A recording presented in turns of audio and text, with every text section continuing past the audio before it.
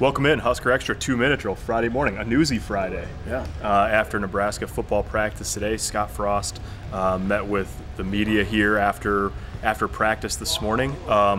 No word on captains just yet, no word on black shirts just yet, but Cameron Jurgens is back, and according to Scott Frost, he's the starting center for Nebraska. Yeah, no depth chart released till next week, but he said Frost expects that Jurgens will be the #1 center.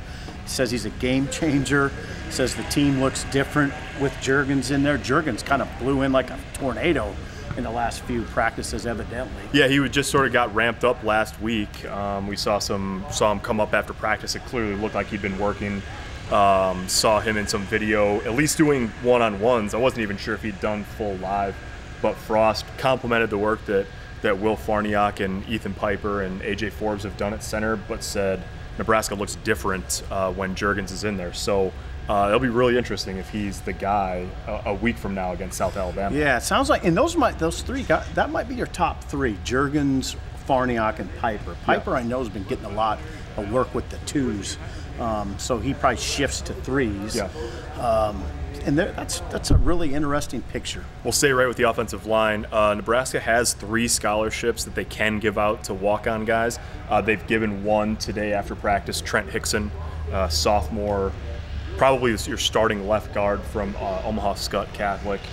He's been basically a starter since the spring, and they rewarded him with a scholarship today. Yeah, and Frost said he'll be on scholarship for the remainder of his time at Nebraska. Starter. Yeah. That one's pretty predictable, and he said there'll be 2 others, and it sounded like those will be announced in coming days, not long from now. Yeah. Interestingly, we'll go one more here. Nebraska unveiled an alternate jersey earlier this week. It's black. Frost had sort of an interesting idea for the future in that regard. He'd like to have a home and away alternate, and he'd like to use the black jersey. He said in future years he'd like it if the black shirts were allowed to pick that jersey if the week before they held an opponent to certain standards. Scott is a player-friendly coach. I mean, he is for sure. And that's the sort of move a player-friendly coach would make. Because really, I think, now you could take me on, but I think that the whole alternate uniform discussion is about players, mostly. Fans buying stuff, all that. But generally, this is about the players, and they seem to really like it.